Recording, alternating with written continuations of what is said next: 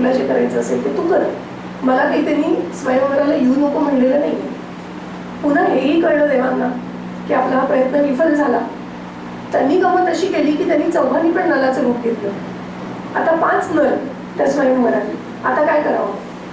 आता ती गोंधळली. मग तिने अतिशय भक्तिभावाने गौरीहर पूजत असताना सख्या चतुर होत्या. सख्याने कानामध्ये येऊन सांगितलं की असं असं झालंय बरं का, दमयंती बघ आता तुझी फसवणूक नको व्हायला. तिने गौरीहर पूजत असताना अत्यंत मनापासून नारदांची विनवणी केली की मला काहीतरी युक्ती सांगा. आणि नारद हे अतिशय चतुर. त्यांनी सांगितलं की हे देव आहेत ना, तर त्यांची बिलकुल पापणी लावत नाही. त्यामुळे सगळ्यांकडे टक लावून बघा, ज्याची पापणी लावली तो नल, बाकीचे सगळे देव. आणि मग तिने व्यवस्थित नलाशी लग्न केलं. सांगायचा मुद्दा असा आहे की खरं म्हणजे सगळे दोघेही या जोड्या अतिशय प्रसिद्ध. पण लगेच दुसरी तिला म्हणते, खरेच तव जन्मली जणू ही खरेच तव जन्मली जणू ही परस्परा तव जेवी परिणबाई ईश कृपे या तशी संकटे यावी जय हरी सुख कंदा. कारण नलानी दूतामध्ये राज्य घालवलं, त्यांना वनवासात जावं लागलं आणि तो इतका त्रासला की तो शेवटी त्याचं नशीब आजमावण्यासाठी एकच वस्त्र दोघांमध्ये असताना अर्ध वस्त्र दमयंतीला देऊन स्वतः निघून गेला. दमयंती कशी बशी तिच्या मावशीकडनं तिच्या वडिलांकडे परत आली. आणि मग त्याच्यानंतर दमयंतीने त्याचा शोध घेतला. तर तो अयोध्येच्या ऋतुपर्ण राजाकडे सारथी म्हणून होता. दमयंतीने सांगितलं मला दुसऱ्यांदा आता पुन्हा स्वयंवर करायचंय.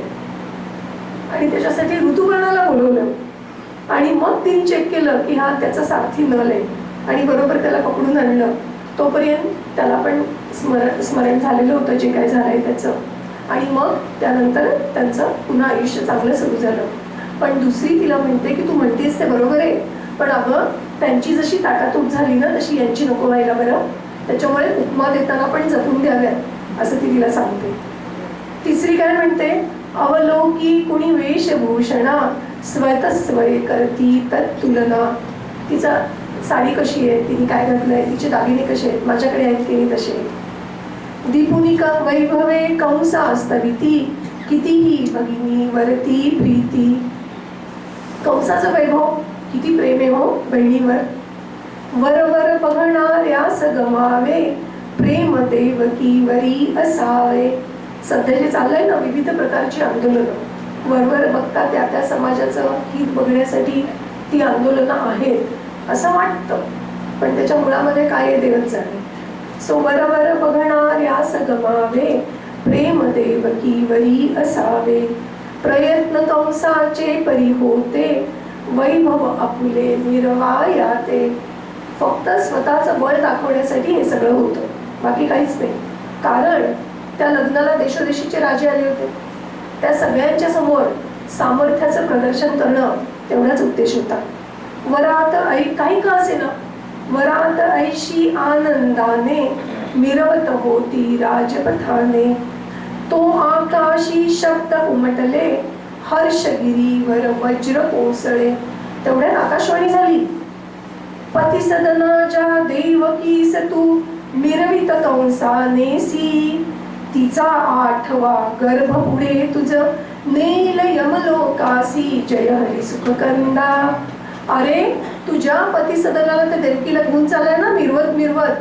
तिचा 8वा गर्भ जो आहे ना तो तुला यमलोकाला नेणार आहे. आकाशवाणी झाली. कसं झालं हे? पिके बहरलेल्या शेतावर अवचित पडले की हिव दुर्धर. पेरणी करावी, चांगलं पीक यावं आणि हिव पडल्यामुळे त्याच्यावर कीड पडावी. किंवा जानेवारीमध्ये आपण बघावं, मोहर तरवळला आंब्याचा आणि मग काय अवकाळी येते आणि मग त्या सगळ्या कैऱ्यांचा खच पडतो. वर्षेवर पाऊस गारांचा शिखर मंदिरी जव चढले ना तोच आदळे वीज कडाडून.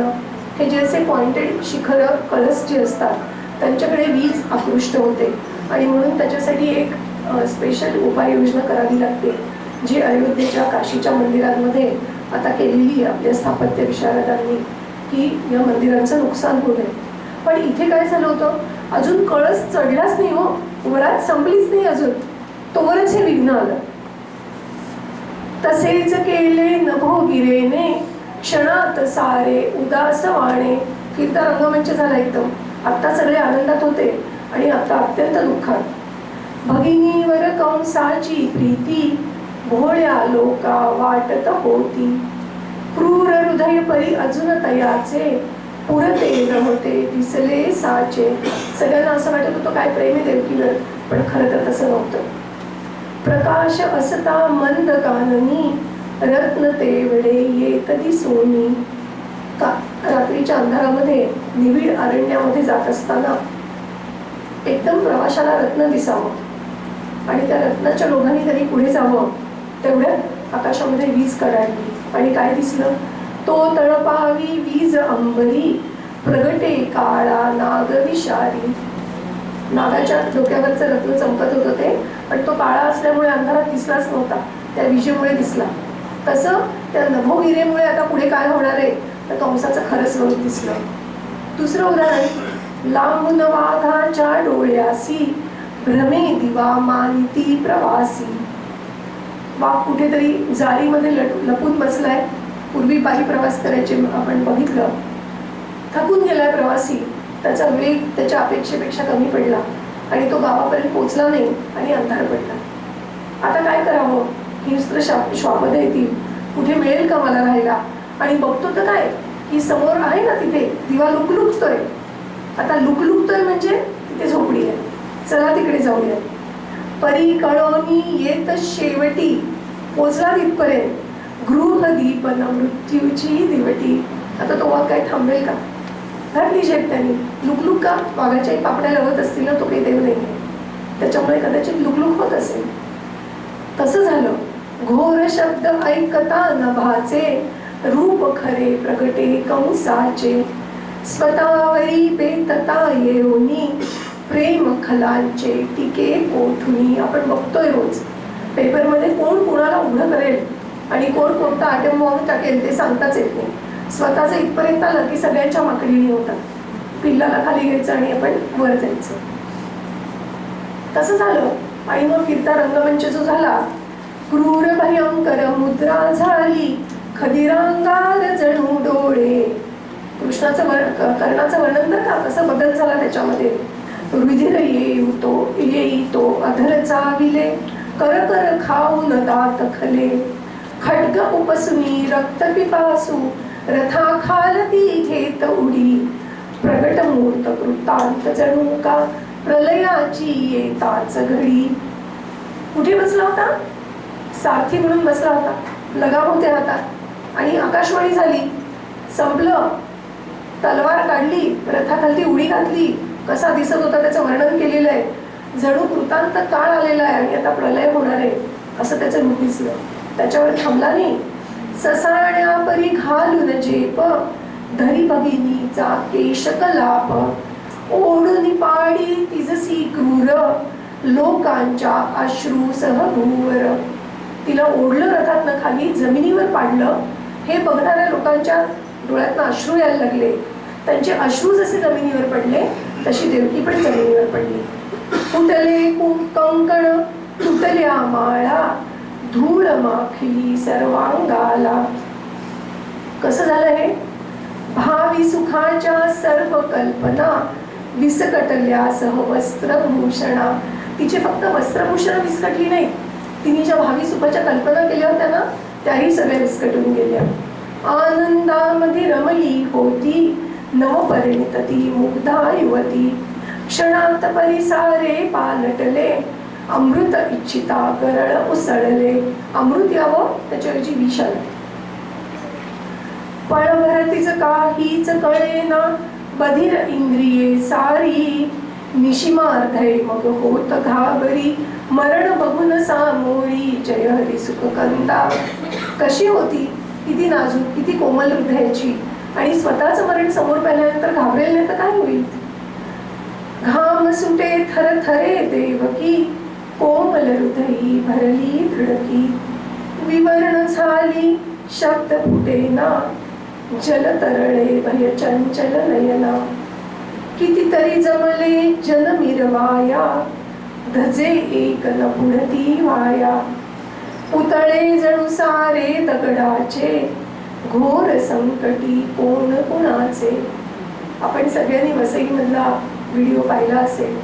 त्या मुलीला भर रस्त्यामध्ये घाव घातले आणि लोक अधमाधम ते व्हिडिओ करत होते आणि सामान्य जन मात्र त्यांना भीती वाटत होती तर कोणी मध्ये पडलं नाही. म्हणजे इतके सगळे लोक असताना सुद्धा ती बिचारी तिच्या जीवाला मुकली. हिंदूंची मानसिकता आहे तेव्हापासून. त्यामुळे त्या सगळ्यांनी पाहिलं की देवकीलाने खाली ओढले, पण कोणी पुढे जावं, आपल्यालाच मारलं तर. पण एक जण अपवाद होता. शांत न बसवे वसुदेवाला, तो धैर्याने पुढती झाला. उगीच का देवकीचा वर म्हणून निश्चित केला होता त्याला, काहीतरी तर गुण असतील ना अंगामध्ये. संकट भीता सहाय्य करावे, थोर आसी हे सहज स्वभावे. तो इतका थोर होता म्हणून तर देवकीचा पती झाला. त्यात नवोढा पत्नी, भाग रक्षिणे नाना यत्नी. का? अग्निसाक्ष तद्भार शिरावर, घ्यावी केवी मग माघार. ठीक आहे, माझा वध करेल, करू दे, पण मी माझं कर्तव्य करेन. आणि म्हणून तो पुढे झाला. पण चतुरता बघा, म्हणजे वसुदेवामधले गुण आपण इथे बघूयात. चतुर नराकडे संवाद कौशल्य असतं. कालपासून आपण बघतोय की नारदांकडचं संवाद कौशल्य तसंच याच्याकडे होतं. त्यांनी काय केलं? धीर दिला तिचं वसुदेवाने, बघुनी प्रेमळ नयने. बोलत कंसा मंजुल वाचा, कर धरुनी धैर्याने. जय हरी सुख कंदा. हळूच देवकीकडे पाहिलं, काही घाबरू नको, नजरेनेच सांगितलं. एकीकडे मंजूळ वाचेनी कंसाशी भाषण करतोय, पण दुसरीकडे त्याचा हात पकडलाय. बळकट हात आहे, मनगट पण पकडलंय त्याचं, आणि मग त्याच्याशी बोलतोय बरं का. कंसा थोर तुझे महिमान, भोज तुला तू शिरो भूषण. आधी स्तुती ना, सुसरबाई तुझीच पाठमो. शूर रणी ना कुणी तुझ्या सम, का करीशी मग अनुचित काम. अरे तुझ्या इतका शूर कोणी नाही आणि तू या देवकीला मारायला उठलायस. आपण हलवेली लावावी, काले ती पुष्पोन्मुख व्हावी. किडके एखादे येईल फळ, गृहीत धरुनी कुणी छेदी वेल. अरे तूच लावलेली वेल आहेस, त्या वेलीला सगळी फळं चांगली येतील, एखादं किडकं येईल म्हणून तू काय वेलच उपटून टाकणार आहेस का. वरातीची हे मंगल वेला, थाट येथीचा तुवाच केला. नववधू या समयी अधिदेवी, तिलाच का पायी तुडवावी. असं म्हणलं जातं की तो जो लाजाळू होतो त्यावेळेला ते जे जावई आणि त्याची पत्नी आपली मुलगी ते वडील जे जावयाला देतात तेव्हा त्यांना लक्ष्मी नारायण स्वरूप म्हणून ते वयाने छोटे असले तरी त्यांना नमस्कार केला जातो. त्यामुळे आज ही नववधू इथे अधिदेवी आहे, ती लक्ष्मीचे रूप आहे आणि तिला तू पायी तुडवतोयस. त्यात पुन्हा असं बघ, स्त्री हत्या मोठी सर्वाहुन, भगिनी मी धाकुटी तयातून. कन्ये समलाडकी असावी, तिलाच कारे मध्य गणावी. त्याला अनेक प्रकाराने समजावून सांगण्याचा प्रयत्न करतोय. धरुनी जो तू हे तू मनासी, हिला वधाया उद्यत होशी. मारुनी हिजसी साधे तो का. आणि आता तत्वज्ञान पण सुरू झालं बरं का. म्हणजे बघा की इतक्या बिकट प्रसंगामध्ये त्यांना जर तत्वज्ञान आठवू शकत असेल तर ते किती थोर होते याचा विचार करा. आणि मग ते असं म्हणतायत, कोण अमर वदया भूलोका. अरे तू तिला का मारतोयस? कारण तिचा 8वा गर्भ तुला मारेल. हो ना, पण अरे तिच्या 8व्या गर्भाने जरी नाही मारलं तू हिला मारून टाकल्यामुळे, तरी तू अमर होणार आहेस का? नाहीच होणार आहेस. बलधनी विद्वान असेना, मरण न चुकले कवणा. मृत्यू म्हणे ना, दासबोधामध्ये पूर्ण एक समास आहे त्याच्यावर की मृत्यू कुणाचीही पर्वा करत नाही, सगळ्यांसाठी तो सारखा असतो. बलिधनी विद्वान असेना, मरण न चुकले बलिधनी विद्वान असेना, मरण न चुकले कवणा. म्हणून यशासी डागन लागो, हेच धरावे स्वमना. जय हरी सुख कंदा. अरे तुझं इतकं उज्ज्वल यश आहे, तू एवढा कीर्तिमान राजा आहेस आणि आता स्त्री हत्या केल्याचा डाग तुझ्या यशाला लागेल, असं करू नको. कारण काय आहे, शक्य असूनही इच्छा पूर्ती संत दुष्कर्मे न चाचरती. संतांना शक्य आहे बरं का, त्यांच्याकडे तेवढ्या सिद्धी आहेत, पण तरी देखील इच्छेची पूर्तता होईल असं वाटलं तरी पण ते दुष्टकर्म करत नाही. आणि आता तू जे अमर व्हायचं म्हणतोयस ते तर संतांनाही शक्य नाहीये. प्रयत्ने जे अशक्य घडणे यास्तव का मग पापाचरणे. आपल्या सगळ्यांना माहिती आहे की नरसिंह अवतार जो झाला तर हिरण्यकश्यपूने हे सगळे वर मागितले होते नाही का. प्राणाच्या हातून नको, ह्याच्या हातून नको, त्याच्या हातून नको, दिवसा नको, रात्री नको, घरात नको, बाहेर नको, शस्त्रांनी नको, वगैरे वगैरे वगैरे. तरी अमर झाला का? नाही झाला. प्रयत्ने जे अशक्य घडणे यास्तव का मग पापाचरणे. तू सुज्ञ आहेस म्हणून, सुज्ञ म्हणून विनवित तू ते. तू सुज्ञ आहेस पण मी विनंती करतोय, जीवदान दे मम भारी येते. दीनपणे तुझकडे बघे की प्रिय भगिनी तुझी देवकी. अरे तुझीच इतकी प्रिय बहीण आहे, कशी बघते बघ तुझ्याकडे दीनवाणी, दया कर तिच्यावर. काही उपयोग नाही झाला. भाषण परिते सर्वही विफल, घड्यावरी पालथ्या जसे जल. काय उपयोग आहे? बी पडले जाऊन खडकावर, कसे फुटावे तयास अंकुर. माती पाहिजे की नाही, ती मातीच नाही खडकावर. वाळवंट का सुपीक झाले, कितीही जरी त्यासी नांगरिले. सुसरीच्या पाठीसी मार्दव, ये का भिजुनी जली सदैव. सुसरबाई तुझी पाठ मऊ म्हणलं खरं, पण खरंच पाण्यात राहून त्या सुसरबाईची पाठ खरी खरी मऊ होते का हो? नाही होत. तसंच दुष्ट वर्तनी पालट जेवी, सौम्य भाषणे पडेल केवी. सौम्य त्यांनी भाषण केलं होतं, काही होणार नाहीये. नवल हेच ऐकून घेतले, इतुक्या वेळ तयाने सगळे. केवळ त्या वसुदेवाचे गुण बघून त्यांनी इतका वेळ ऐकून तरी घेतलं, काही उपयोग झाला नाही. दूर ढकलुनी वसुदेवा ते, क्रोधे शस्त्र उगारी. बघवेल ते म्हणून झाकी, डोळे नगरी सारी. जय हरी सुखकंदा.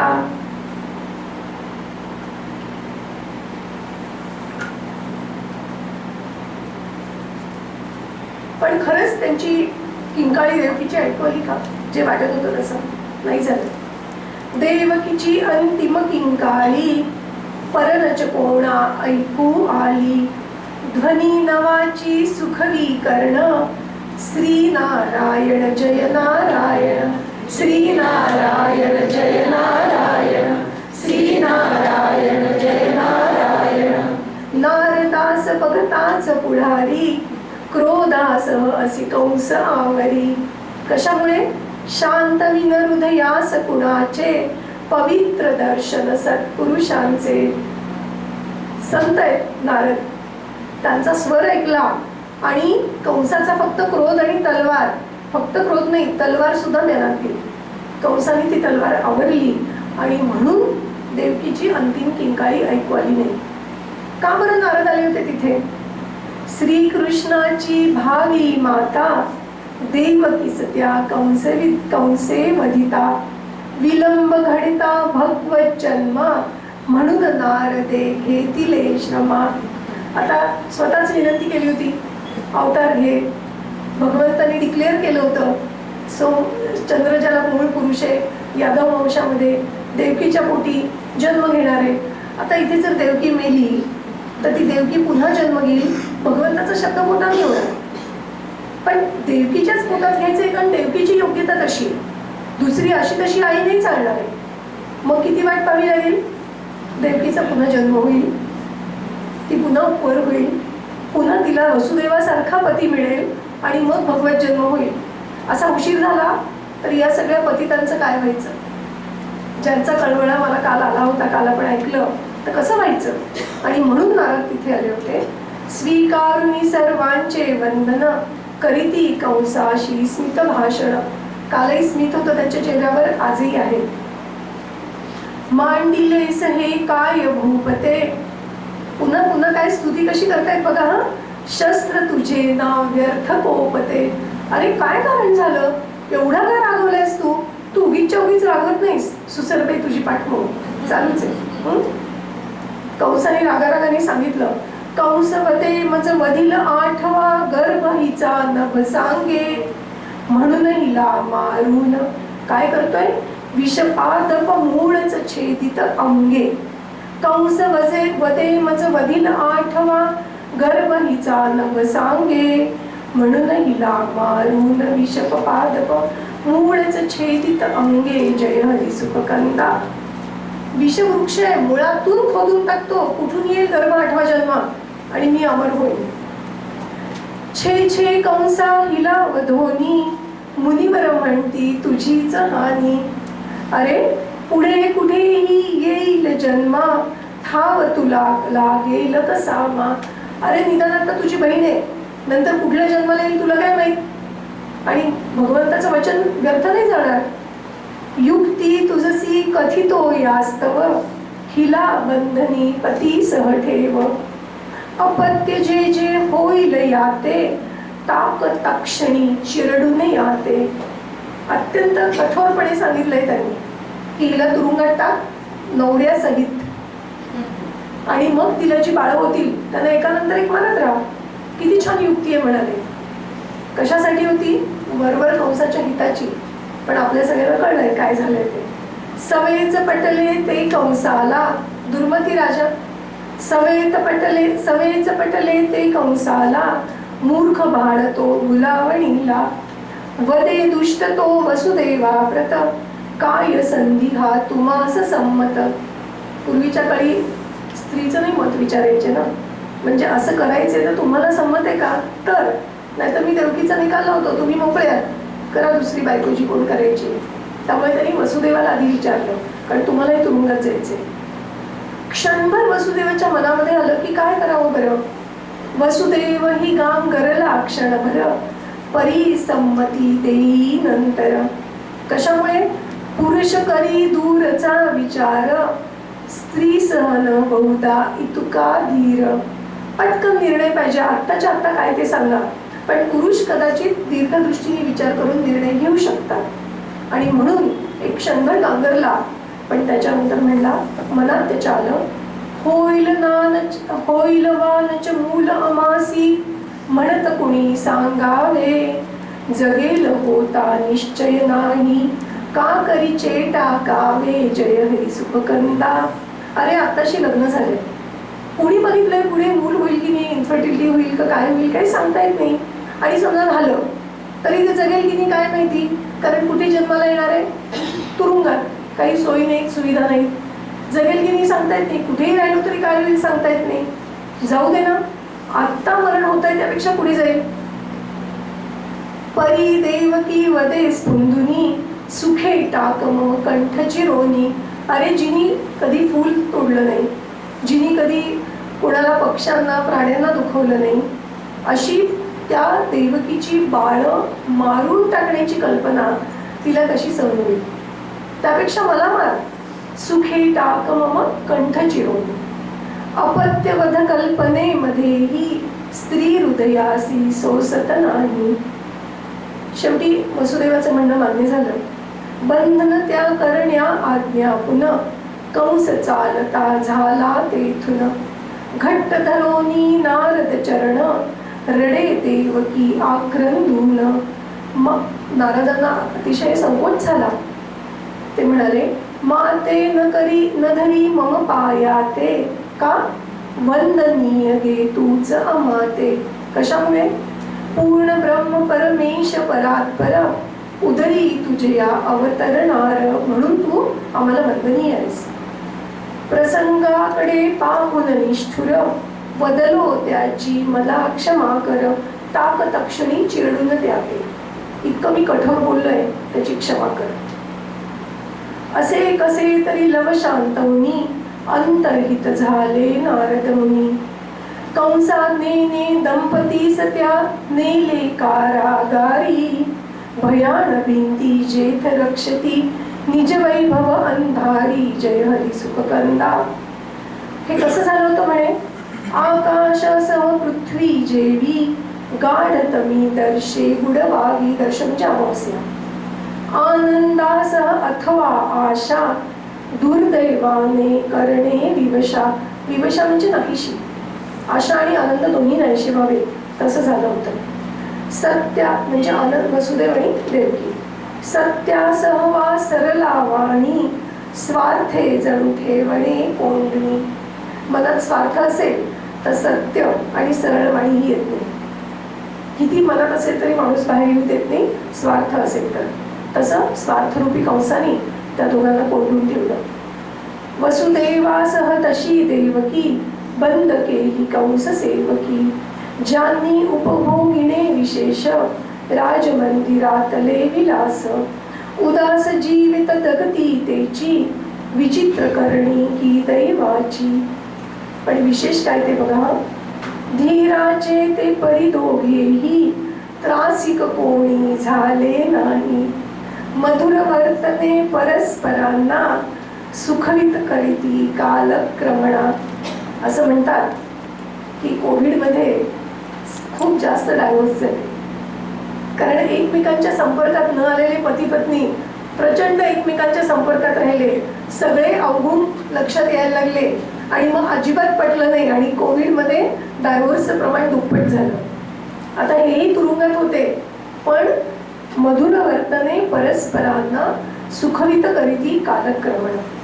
काय आहे ना हे कसं शक्य होऊ शकलं त्यांना. कारण अशी जेव्हा परिस्थिती येते ना तेव्हा आपण परिस्थितीला आसपासच्या लोकांना एकमेकांना दोष लावतो. अगदी भगवंत पण यातून सुटत नाही. त्याला आमचं भलं बरं बघवलं नाही का काय आणि म्हणून त्यांनी हे संकट आमच्यावर आणलं असं आपण म्हणतो. हे का होतं. कारण श्रद्धा डळमळीत होते. त्या श्रद्धेची निष्ठा झालेली नसते. निष्ठा म्हणजे कोणत्याही प्रसंगी डळमळीत नाही अशी श्रद्धा अशी झालेली नसते. तुम्ही विचार करा आपल्या वाडवडिलांनी आपल्याला थोडे तरी संस्कार दिले संस्कृतीचे. थोडी तरी श्रद्धा आपल्या झोळीत टाकली तरी आपल्या समाजामध्ये ही परिस्थिती आहे. आपण आपल्या पुढच्या पिढीला श्रद्धा दिलीच नाही. म्हणजे आपली श्रद्धा निदान डळमळीत का होईना आहे. त्यांच्याकडे तर श्रद्धाच नाही. कारण आम्हीच आमची संस्कृती विसरून चाललोय. आमच्या पुढच्या पिढीकडे काही नाहीच आहे. मग त्यांचे डायव्हर्स होतील याच्यात काय शंका आहे. कारण त्यांना आम्ही आमची संस्कृती नाही शिकवली. आणि म्हणून आपण या क्षणोक्षणी या सगळ्या कृष्ण काव्यातनं खरंच विचार करण्यासारखं आणि हीच गुरुपूजा खरी हा जो संस्थांचा उपक्रम आहे त्याच्यामध्ये त्यांनी असं केलं आहे की यात तुम्हाला आचरण्यासारखं काय वाटलं हे आपल्याला लिहायचं आहे. आणि असा अभ्यास करताना लक्षात येतं की हे किती आचरण्यासारखं आहे. असे कारागृहामध्ये वसुदेव देवकी. जाती दिवसा मागून राती मासही काही सरले. गर्भवती जाहली देवकी वसुदेवे पाहिले जय हरी सुखकंदा. कोणी नव्हतं डोहाळ जेवण करायला बायका. एकटा वसुदेव फक्त. फिकटपणा ये वदना किंचित शोभे जणू का कमलर जोहत. मंद गती जाहली मंदतर अलस लोचनी दिसे मनोहर. मंद मंद पाऊले त्यामुळे तिची मंदगती झाली. आता प्रिय पत्नी ती प्रथम गर्भिणी आनंदेन च कोण पाहुनी. वसुदेवाच्या परिहृदयात वचन दिलेले सलत सदोदित. काय वचन दिलं होतं. सगळी बाळं तुला आणून दे. पुरे दिवस भरता गर्भासी शुभानना दे जन्मसुतासी. कीर्तिमंत हे नाव तयाचे लोकी विश्रुत झाले साचे. कुठून झालं नाव. कारण जन्माच्या आधीच त्यांनी स्वतःचा जीव दिलाय कंसाकडे आणि म्हणून कीर्तिमंत. जन्मा आधी प्राणदेवनी जाने रक्षयली निज जननी. प्रसिद्ध होण्या त्याचे नाम नामकरण विधीचे ना काम. असं झालं. पाहुनी मूर्ती मृदुल चिमुकली भान विसरली देवी. अपत्य जन्मा परिस्थिया ते दुजेन काही भुलवी जय हरी सुखकंदा. हा तर अगदी माझा स्वतःचा अनुभव गेल्या 37-38 वर्षांचा की अत्यंत प्रसव वेदनेने अतिशय त्रासलेली गांजलेली स्त्री बाळ झाल्यानंतर तिच्याकडे बाळ दिलं की तिच्या चेहऱ्यावर जे हसू येतं ना त्या हसू पोटी इतकी वर्ष ऑब्स्टॅटिक करावं असं वाटतं. कारण प्रत्येक वेळेला नवीन हसू दे आपल्याला प्रेरणा देतं पुन्हा एकदा की आपण काय केलेलं आहे. तर असे ते अपत्य जन्म त्यांच्याकडे येणं हे ती विसरूनच गेली की हे बाळ आपल्याकडे राहणार नाही. विसरून गेली. चिंती परी वसुदेव मनाते आता उचलणे अवश्य याते. सुता सवे जो अधिक रमेल वियोग तो दुस्सह होईल. आता जास्त वेळ थांबणं शक्य नाही. आपण तिला पटकन उचललं पाहिजे. मला खरंच इथे असं वाटतं दिवसेंदिवस विज्ञान इतकं पुढे गेलं. हिला तरी नाईलाजाने ती बाळं द्यावी लागली हो. सरोगेट मदरचं काय होत असेल की 9 महिने बाळ पोटात वागवायचं आणि सतत मनामध्ये हे वागवायचं की हे बाळ देऊन टाकायचे देऊन टाकायचे देऊन टाकायचे. काही कल्पना नाही बाबा. दाबुनी कष्टे व्यथा हृदातील थोपवणी अश्रूंचे ओघळ. वसुदेवाला काही कमी दुःख झालं होतं का? पण शेवटी धीराचा पुरुष होता. निज भार्येच्या अंकावरुनी मूलतये घेतले उचलुनी. पतिमुख दिसता उदास वाणे सर्वही मग जाणिले ती येणे. इतकी वर्ष एकत्र राहिलो होतो. एकमेकांचं मन जाणलं होतं. बोलायची गरजच नाही. त्यांची देहबोली तिला सांगून गेली की आता पुढे काय होणार आहे. हंबरडा फोडून भूतळी नवप्रसूता ती कोसळली. बांध फुटे वसुदेव हृदाचा पूर आवरे ना अश्रूंचा. परी प्रसंगी वज्राहुनही सज्जन होती कठोर हृदयी. जडपद टाकी पुढे मूर्छिता भार्या ओलांडून ती. कंसा सन्मुख नीट येऊनी बालक ठेवी पुढती जय हरी सुखकंदा. तिला मूर्छा आली होती. बाळ घेतलं. तिच्यावरनं पुढे गेला आणि कंसाकडे ते बाळ दिलं. शून्य रवे वसुदेव बोलला बालक हा नवजात आणला. याचे वाटेल ते करावे शब्द पाळला निज वसुदेवे. बालक ते पाहता निरागस हात चिमुकले मुद्रा लोभस. मुठ आपुली चोखीत पडले कंसमनी वात्सल्य उपजले. वसुदेवासी देई उत्तर मी न समजता ती तुका निष्ठुर. हान्या इतरही सुखे वाढवा आणून द्या मज परी आठवा. सद्बुद्धी व्हायला लागली होती. चुंबुनी कंसे मृदुल कपोला बालक दिदला वसुदेवाला. परी हा खल हृदयातील गहीवर जल टिकते का तप्त शिलेवर. ताबडतोब त्याच्या अंगातली मनातली सद्भावना नष्ट केली त्याच्या दुष्ट विचारांनी. असं म्हणलं जातं की दुर्योधनाला सुयोधन पण म्हणतात बघा. तर दुर्योधनाच्या पण मनामध्ये चांगले विचार यायचे बरे. पण त्याचं प्रारब्ध असं होतं की ते ताबडतोब नष्ट व्हायचे आणि तो दुष्टपणानेच वागायचा. तसंच झालं. क्षणभर विचार आला की या बाळाने काय केलंय माझं, जाऊ दे ना, आठवा घेऊ. कंस विचारा करी मानसी सोडून देणे उचित न यासी.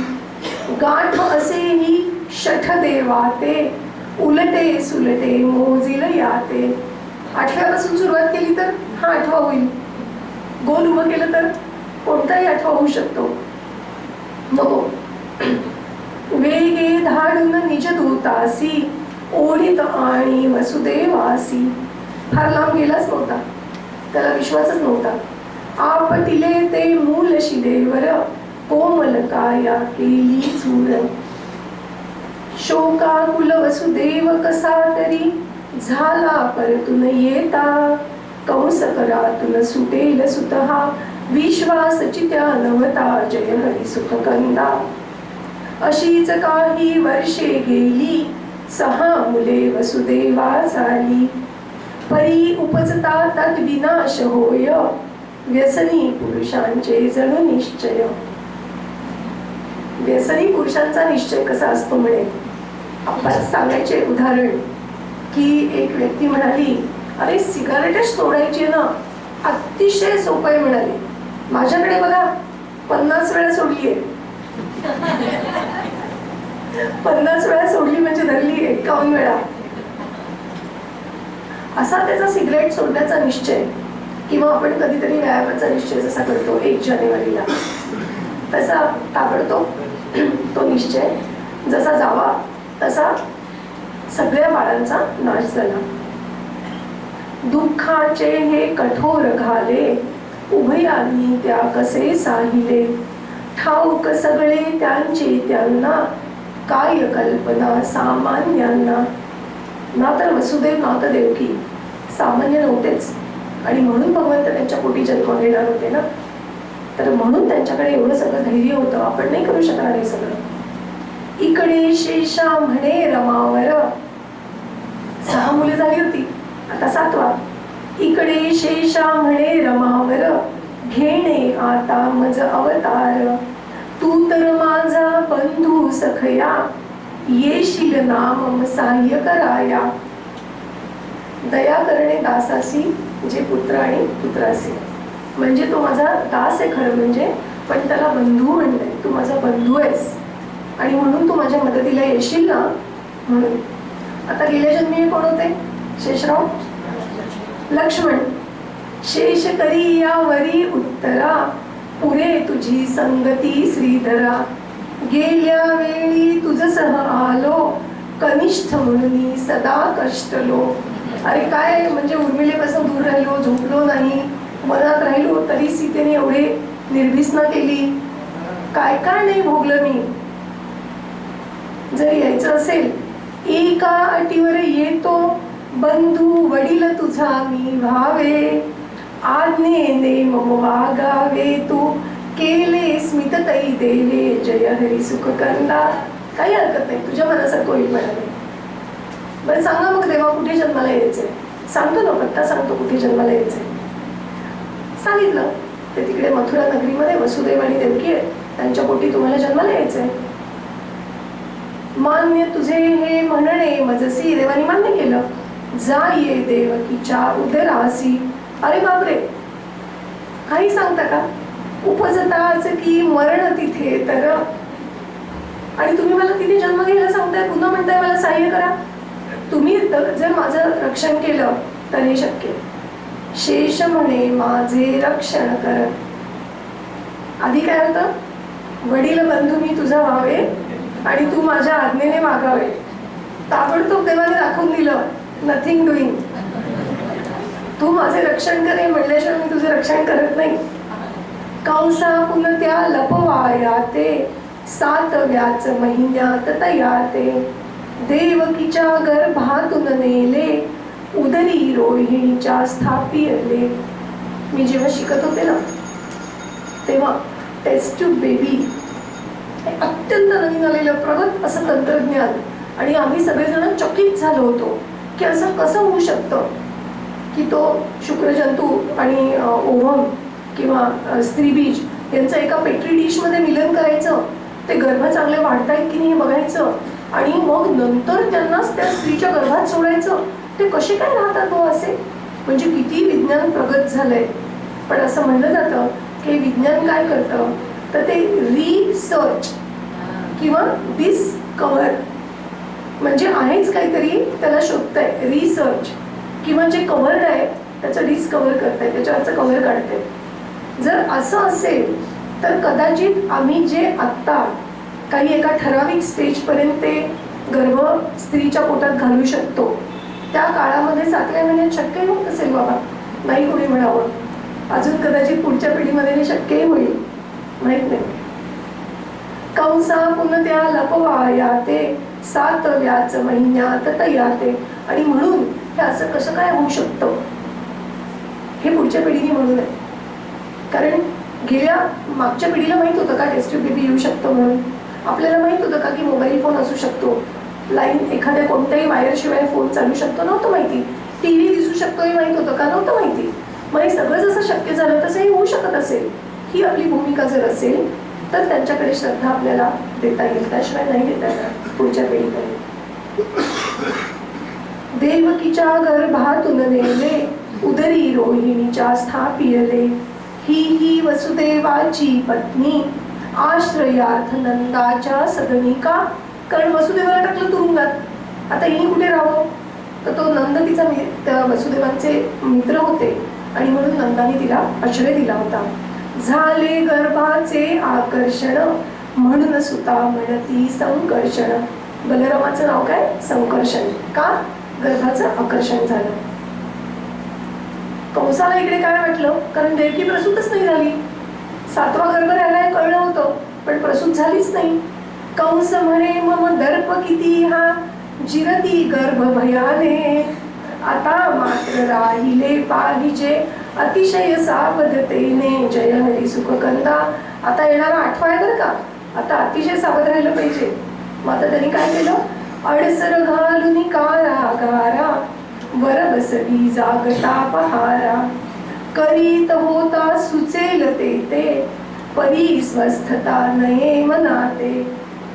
सुचे किमपि ना तसे मधुरही रुचे भोजन.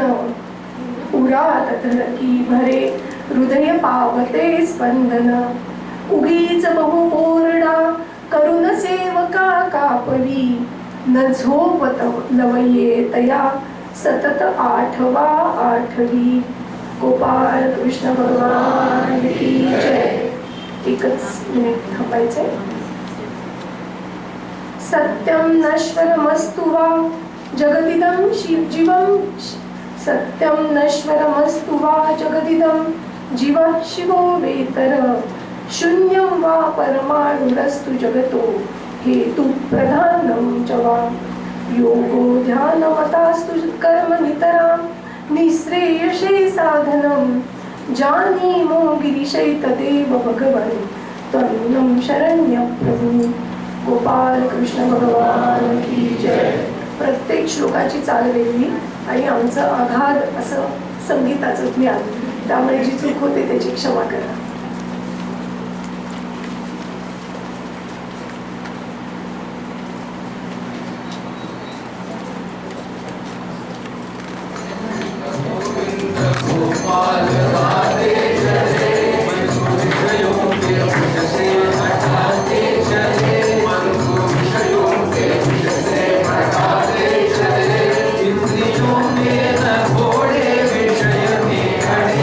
इंद्रियों के न